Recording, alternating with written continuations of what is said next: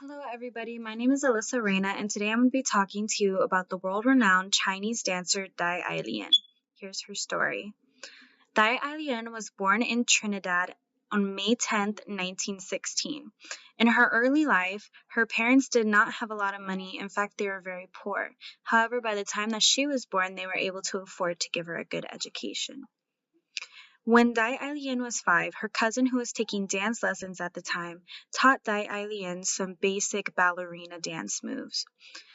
Dai Lian not only ended up performing in many school plays after that, but she also ended up choreographing her own dance. Finally, Dai Lian's mother made the decision that would influence her daughter's life forever by sending her to London, where Dai Lian would train with Anton Dolan, Dame-Marie Lambert, Rudolph Laban, and Mary Wigham, all of which who were well known in the dancing industry and acclaimed teachers.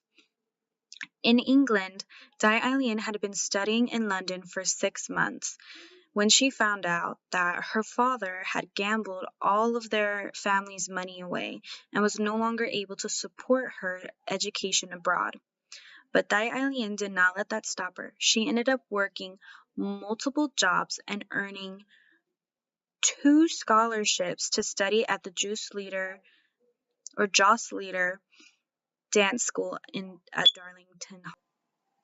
In Trinidad, Dai Lian never learned to speak Chinese and knew very little about the Chinese culture that she was born into, and found herself wanting to befriend other Chinese students and learn Chinese. With a strong desire to reconnect with her culture, Dai Lian borrowed English versions of many Chinese history books. After Japan had started its war on China in 1937, Dai Lian participated in benefit organizations orchestrated by China Campaign Committee to raise funds for Hong Kong, based in China Defense League. Then, after Dai Lian read Edgar Snow's book Red Star over China, she decided to return back to where she was born. When she arrived, she found that China lacked a place for artistic dance performances. When Dai Lian exclaimed that she was a dancer, many people thought she was either a dance hostess or a prostitute. With those remarks in her mind, Dai Lian decided that she would be a trailblazer and make artistic dancing a conventional notion. Dai Lian found Chinese folk dance interesting enough that she went to many small provinces to learn folk dances from the people themselves. Although Dai Lian was a trained ballerina in Western ballet, it was her dream to develop a national dance style. To make her dream a reality, she utilized materials about Chinese history, literature, and painting, plus her own understanding of dance. She ended up designing the ideal Chinese national dances, like the Royal Concubine Yang and Weeping Willow. To further her dream, she began to learn from Chinese operas, paying special attention to the traditional Chinese dances.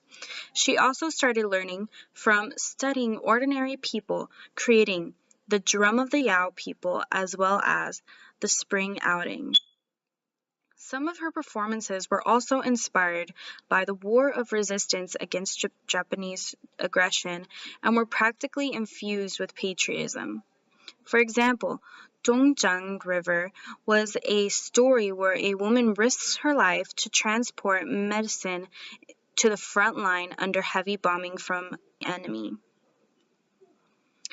The reaction to her dances was extremely positive and showcased folk dances from multiple ethnic groups throughout China. In the following years, Dai Lian was able to expand her artistic horizons in the new China of 1949.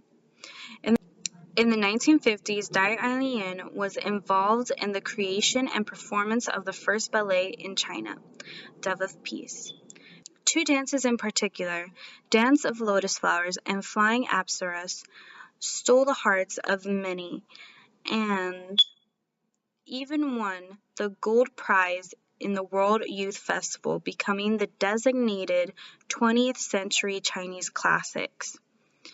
And in 1954, Dai Lian choreographed, performed, and taught in China, where she eventually became the principal of the Beijing Dancing School when it first opened. She was a dancer with international acclaim. She was a judge at international dance competitions. She also led Chinese dance delegations into international dance competitions as well as the meetings on dance. In 1982, she was elected the vice chairman of the International Council for Dance at the UNESCO and attended the meeting of the council annually in Paris until her passing. Her trademark works were Lotus, Flying Apsaras, Longing for Home, The Mute Carries the Cripple, Tibetan Spring, and Hui Folk Dance, and Sail. Even though classical and some folk dances were restricted in China during the Cultural Revolution, which lasted from 1966 through 1976, Dai Lian remained a dominant figure in Chinese and international dance circles even after China began its economic reform in the 1980s. After dedicating a majority of her 90 years to dance and her culture, Dai Lian was not only remembered for her moving performances, but also for paving the way for Chinese ballerinas.